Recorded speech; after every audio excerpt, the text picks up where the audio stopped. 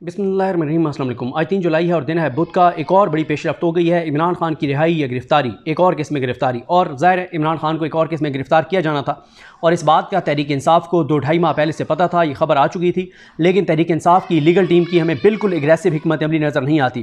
तहरीक इंसाफ को ये बात पाकिस्तान के बच्चे को नज़र आ रही है कि इमरान खान को ये निज़ाम इतनी आसानी से बाहर नहीं आने देगा। पूरा पाकिस्तान, पूरी दुनिया में ओवरसीज़ पाकिस्तानी इस बात को जानते हैं कि अगर इमरान खान को बाहर लाना है तो तहरीक इंसाफ को उसके लिए बहुत एग्रेसिव हिकमत अमली जो है वो इख्तियार करनी पड़ेगी। अपनी आंखें खुली रखनी होंगी, अपने कान खुले रखने होंगे, एक्टिव होना होगा और इमरान खान के साथ वफादारी दिखानी होगी। लेकिन मैं हैरान हूँ कि इमरान खान के ये 2-2.5 माह हो गए हैं, पता था, और अदालत में एक दरखास्त भी डाली गई तहरीक इंसाफ की लीगल टीम की जानिब से, लेकिन ना तो उसको उस तरह से परसू किया गया, ना उसके ऊपर कोई एग्रेसिव हिकमत अमली नजर आई। बल्कि पीटीआई के जो MPs हैं वो एक बार भी हमें इमरान खान के केसेस में लाहौर हाई कोर्ट में पेश होते हुए नजर नहीं आए।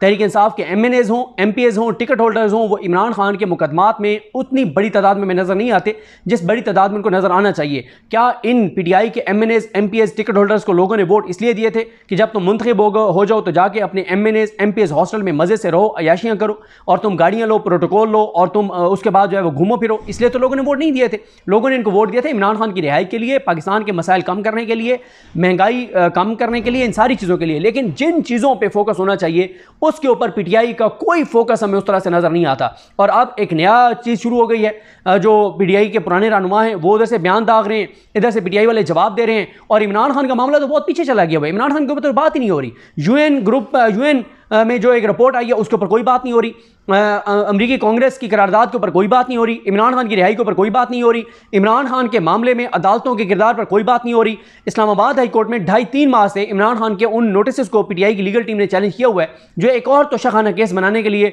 जो है वो दायर किए गया है। और आमिर फारूक साहब 2-2.5 माह हो गए उस केस को नहीं लगा रहे, लगाते हैं और उसको डिले कर देते हैं। लेकिन उस पर आपने नहीं देखा कि पीटीआई की लीगल टीम जो है वो पीटीआई के 100 MNAs के साथ 200-250 टिकट होल्डर्स के साथ वहां पे चली गई हो, नहीं आपने देखा होगा। लाहौर हाई कोर्ट में इस मामले को चैलेंज किया गया जिस पे आप काबीना ने मंजूरी दे दी, पंजाब हुकूमत ने, पंजाब की काबीना ने इमरान खान और पीटीआई के हवाले से कोई आपने इसके ऊपर एग्रेसिव पीटीआई की लीगल टीम की या बाहर मौजूद क़यादत का कोई आपने इस पे नहीं देखा। तो अब फिर बात यह है कि जहां पे उनकी तारीफ बनती है, आप देखते हैं हम वीडियोज़ में उनकी तारीफ करते हैं, जहां जहां उनकी लीगल टीम का अच्छा काम होता है हम आपके सामने रिपोर्ट करते हैं कि उस वकील ने बहुत अच्छे दलाइल दिए, उसने बहुत अच्छा।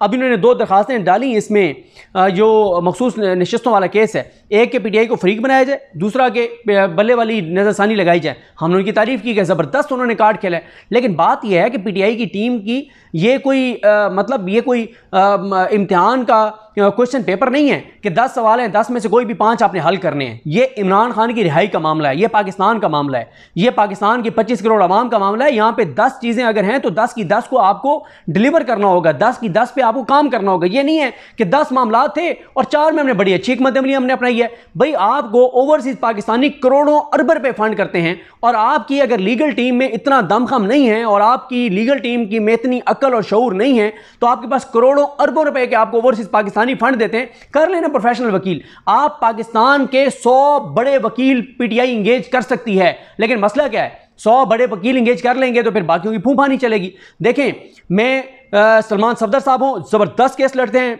सलमान खान राजा साहब हो, शानदार केस लड़ते हैं, क्या मतलब मजा आता है वो जब जिस केस में वो दलाइल दे रहे होते हैं। और मैं आपको बताऊं बहुत सारे केसेस में जो पीटीआई की हिकमत अमली जो उनको लाइन दी वो सलमान खान राजा साहब ने दी, वो जबरदस्त वकील हैं। सलमान सफदर साहब प्रोफेशनली वो जबरदस्त केस लड़ते हैं। और बहुत से अच्छा यंग में वकला की उनकी बात नहीं कर रहा, उनके जो यंग वकला है, ज़ाहिर है इंतजार हुसैन पंजोता है, नईम हैदर पंजोता है, खालिद यूसुफ चौधरी, यंग ये अपने तौर पे बेचारे लगे रहते हैं। ILF वाले हैं जो उनके सरदार मसरूफ हैं, उनके साथ वो आयशा साहब हैं, वो सारे वो सब के सब लगे रहते हैं, मतलब सब नजर आते हैं। लेकिन मसला ये है कि ये जो चीज़ें मैं आपको कह रहा हूँ, अब मैं आपको बताऊँ, अच्छा नियाजुल्लाह नियाज़ी साहब भी अपनी उसके मुताबिक चीज़ें करते हैं, जहाँ पेश होते हैं वो बात करते हैं।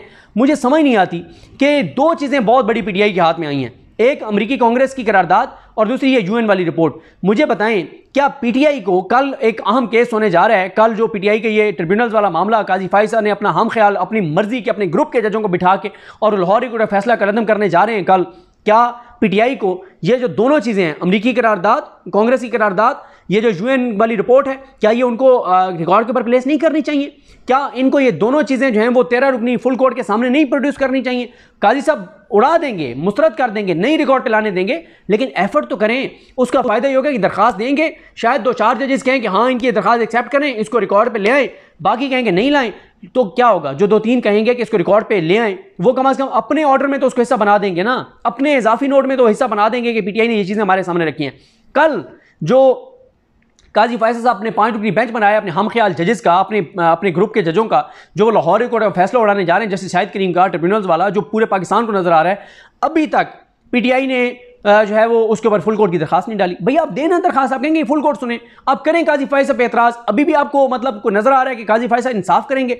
ना इन्होंने काजी फैसल पे एतराज़ किया है, ना इन्होंने फुल कोर्ट की दरखास्त डाली है, ना इन्होंने यूएन वाली जो रिपोर्ट है वो रिकॉर्ड पे सुप्रीम कोर्ट में लाने के लिए दरखास्त दी है, ना इन्होंने अमरीकी कांग्रेस वाली रिपोर्ट रिकॉर्ड पे लाने के लिए कोई दरखास्त दी है। भाई कई चीज़ें ऐसी होती हैं वो शायद लीगली आपका पॉइंट ऑफ व्यू हो कि यार ये लीगली नहीं बनता, लेकिन यहाँ पे लीगली चीज़ें थोड़ी हो रही हैं, या आइन और कानून के मुताबिक चीज़ें थोड़ी हो रही हैं। यहाँ पे तो आपने जोर लगाना है, इमरान खान को बाहर लाना है, तो फिर आपको ये अंदरूनी लड़ाइयाँ ख़त्म करनी होंगी। अब मुझे बताएं कि दोनों कसूरवार हैं, जो पीटीआई के जो साबिक रहनुमा हैं वो भी जिम्मेदार हैं, मौजूदा भी, दोनों बराबर के जिम्मेदार हैं, दोनों कसर नहीं छोड़ रहे कि वो उधर से बयान दागे, ये इधर से जवाब दें, और मीडिया 70% टाइम जो है वो इनकी अंदरूनी लड़ाइयों को दे रहा है। और ना बजट पे बात हो रही है, ना महंगाई पे बात हो रही है, ना बिजली के बिलों पे बात हो रही है, ना आवाम की ख्वारी की बात हो रही है, ना तबाही की बात हो रही है, ना तनख्वाहदार तबके की बात हो रही है, किसी चीज़ पर बात नहीं हो रही।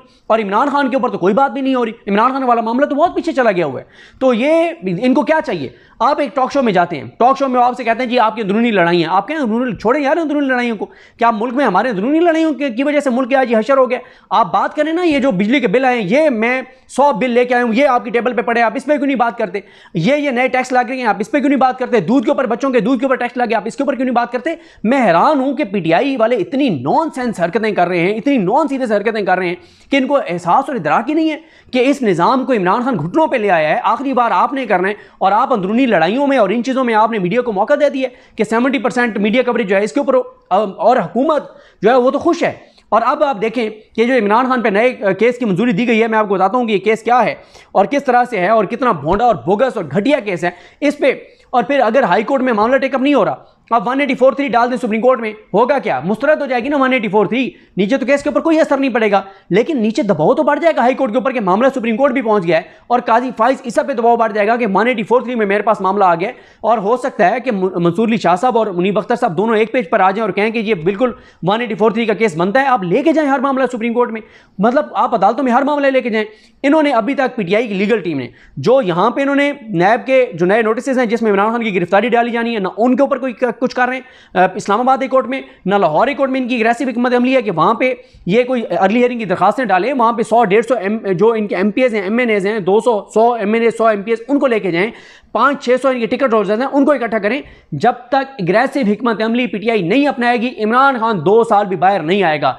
इमरान खान अब ये अभी 8 जुलाई को फैसला आना है इद्दत वाला, अगर उसमें इमरान खान को कन्विक्ट भी कर देते हैं, क्या मतलब कन्विक्शन बरकरार भी रखते हैं कि जज कुदरतुल्लाह का फैसला ठीक था, तो फिर भी वो 1 महीने के अंदर अंदर वहाँ से इमरान खान की सज़ा मुअत्तल हो जाएगी इस्लामाबाद कोर्ट से, उसके बाद तो उनको अंदर नहीं रखा जा सकेगा। लेकिन अगर इमरान खान अगले 1 हफ्ते में बरी हो जाते हैं इसमें से इद्दत केस में, उसके बाद तो इमरान खान के ऊपर कोई केस नहीं है, तो जो नए केसेस बनेंगे उसकी 100% जिम्मेदार पीटीआई की लीगल टीम है, पीटीआई की बाहर क़यादत है, और वो आपसी लड़ाइयों में लगे हुए, उनको खौफ है फलाना लीडर वापस ना आ जाए, फलाना रहनुमा वापस ना आ जाए, हमारी तो जो है वो फूफा ख़त्म हो जाएगी। ये इस वक्त इनके मसाइल हैं। अब आए ज़रा जो इमरान खान पर जो नया केस है, इसमें पंजाब की काबीना ने मंजूरी दी है और एजेंडा नंबर ये 11 था, और इसमें लिखा गया है कि काबीना की तरफ से दी गई मंजूरी में जो दी है उसमें किस चीज़ पे दी है।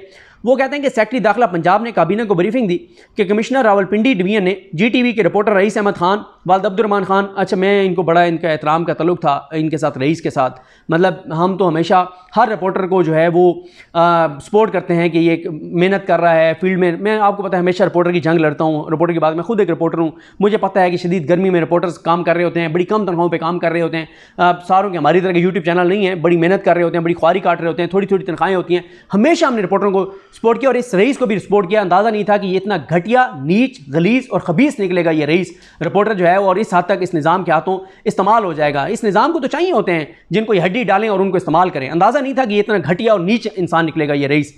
अच्छा, इसके बारे में बताया गया है कि कमिश्नर रावलपिंडी डिवीजन ने जीटीवी के रिपोर्टर रईस अहमद खान वालिद अब्दुर्रहमान खान की दरखास्त फॉरवर्ड की है। दरखास्त में मौक़िफ़ अपनाया गया है कि रईस अहमद खान 6 अप्रैल 2024 को अपने दीगर सहाफ़ी साथियों के साथ नैब रेफरेंस की समाअत के लिए अडयाला जेल रावलपिंडी में मौजूद थे कि इमरान अहमद खान न्याजी ने मीडिया से गुफ्तगू करते हुए आर्मी और अदलिया समेत रियासत के दीगर इदारों के सीनियर अफसरान के खिलाफ झूठे और इश्तियाल अंगेज़ इल्ज़ामात आयद किए। इमरान खान की गुफ्तगू और इल्ज़ामात में पाकिस्तानी इज़्ज़त और वक़ार को नुकसान पहुँचाने का बयानिया बनाने और अवाम को उकसाने के लिए मशरक़ी पाकिस्तान में 1970-71 में होने वाले वाक़यात को मुल्क की मौजूदा सूरत-ए-हाल से मुशाबिहत दी। इमरान खान के बयानात और मीडिया टाक का मकसद सियासी मकासद के लिए पार्टी के वर्करों को रियासी इदारों के खिलाफ उकसाना था। मजीद ये कि बैरिस्टर गौहर अली खान ने इमरान खान से मुलाकात के बाद अडयाला जेल के बाहर मीडिया टॉक में इमरान खान के इसी एजेंडे को दोहराया और इमरान खान न्याजी का जेल में सहाफ़ियों के सामने अपनाया गया मौका भी दोहराया। अगले पैराग्राफ में है कि महकमा दाखिला पंजाब ने रईस अहमद खान की दरखास्त और दीगर मवाद काबीना के सामने रखा। दरखास्त के मतन और मुतलका मालूमात, दस्तावेज़ात, रिपोर्ट और काबीना के सामने रखे गए दीगर रिकॉर्ड का जायज़ा लेने के बाद काबीना के अरकान ने इस पर तबादला ख्याल किया और इस नतीजे पर पहुँचे कि इमरान अहमद खान न्याजी अपने दीगर पार्टी रहनुमाओं के हमरा न सिर्फ इस मौके पर दानिस्ता तौर पर रियासत के खिलाफ मनसूबाबंदी में मुलविस हैं, बल्कि इससे पहले भी कई मौके पर उन्होंने मुल्की वक़ार को नुकसान पहुँचाने के लिए तसलसल के साथ पाकिस्तान आर्मी को बदनाम करने की कोशिश की और उन्होंने मौजूदा सियासी सूरत हाल को 1971 के बदकिस्मत साने से तशबीह दी। काबीना इजलास में अरकान ने यह भी डिस्कस किया कि मुतअद्दिद बार मशरक़ी पाकिस्तान से तशबीह देकर इमरान खान ने मादर वतन को तोड़ने का आइडिया दिया, इसलिए इन मुल्ज़मान का अमल पाकिस्तान पीनल कोड आगे शिकें लिखी हुई हैं कि किस शिक के ज़ुमरे में आती हैं। उसके बाद कहा गया कि काबीना के फैसले में कहा गया है कि मजमूआ ज़ाब्ता फ़ौजदारी 1898 की शिक 196 रियासत के खिलाफ जराइम के हवाले से प्रोसिक्यूशन का तरीक़ाकार बताती है। काबीना के फैसले में शिक 196 भी शामिल की गई है। शिक 196 रियासत के खिलाफ जराइम की प्रोसिक्यूशन कोई भी अदालत उस वक्त तक पाकिस्तान पीनल कोड के चैप्टर या पाकिस्तान पीनल कोड की दफ़ात के ज़ुमरे में आने वाली काबिले सज़ा जराइम का नोटिस नहीं ले सकती जब तक वफाकी हुकूमत या मुतलका सूबाई हुकूमत कोई शिकायत ना करे या इन दोनों हुकूमतों की तरफ से कोई मजाज अफसर शिकायत दर्ज ना कराए। अगले पैराग्राफ में कहा गया कि काबीना के फैसले में अगले पैराग्राफ में लिखा गया कि काबीना को आगाह किया गया कि मजमूआ ज़ाब्ता फ़ौजदारी की शिक 196 की रोशनी में फ़ौजदारी कार्रवाई के लिए सूबाई काबीना की मंजूरी ज़रूरी है। प्रोसिक्यूशन डिपार्टमेंट ने मौक़िफ़ अपनाया कि मौजूदा हालात में महकमा दाखिला के प्रपोजल की हमायत की जाती है।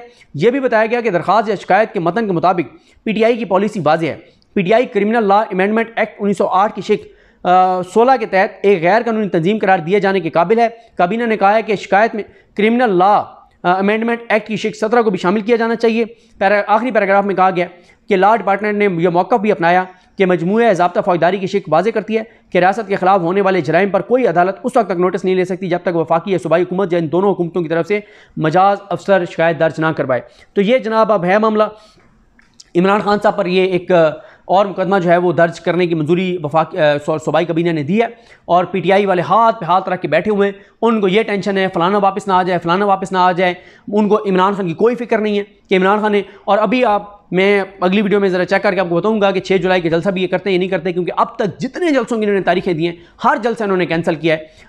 मुझे तो ये भी लगता है कि 6 वाला भी कैंसिल कर देंगे और ये नहीं करेंगे, क्योंकि इस वक्त मैं आपको बताऊं कि पीटीआई आज अगर इमरान खान अंदर है तो ठीक है, निज़ाम ने बहुत घटिया केसेस बनाए, गलीज़ और नीच केसेस बनाए और वो सारे आखिरी केस उसमें से रह गया जिसके विदिन 1 वीक फैसला होने इद्दत वाला। अब इमरान खान पर जो भी केस बनेगा उसके ज़िम्मेदार इमरान खान की बाहर मौजूद क़यादत होगी, इमरान खान की पार्टी के लीडर्स होंगे कि वो इतना दबाव नहीं बढ़ा सके। ये वो तहरीक इंसाफ जमात है जिसको पाकिस्तान के लोगों ने 2 अक्सरियत दी। तमाम अजीब अजीब निशानात के वजूद ढूंढ ढूंढ के लोगों ने ठप्पे लगाए, तमाम दबाव, धमकियों, जबर, यजीदियत सब के होते हुए लोग 8 फरवरी को निकले और लोगों ने इनकलाब बर्पा किया। किसके कहने पर? इनके लिए किया था, इनकी शक्लें देख के किया था? नहीं, इमरान खान के लिए, पाकिस्तान के लिए। लेकिन इन्होंने आगे क्या किया? क्या ये इमरान खान की रिहाई के लिए कोशिश कर रहे हैं? संजीदा कोशिश कर रहे हैं? नहीं कर रहे। इनको तो अपनी पार्लिमानी पार्टी के इजलास अडयाला के बाहर करने चाहिए। इनको तो इनकी केपीके की हुकूमत को अपनी काबीना का एक इजलास जो है वो अडयाला जेल के बाहर आके करना चाहिए। पीटीआई को तो हर हफ्ते अपना एक इजलास अडयाला के बाहर करना चाहिए, हाइप क्रिएट करनी चाहिए।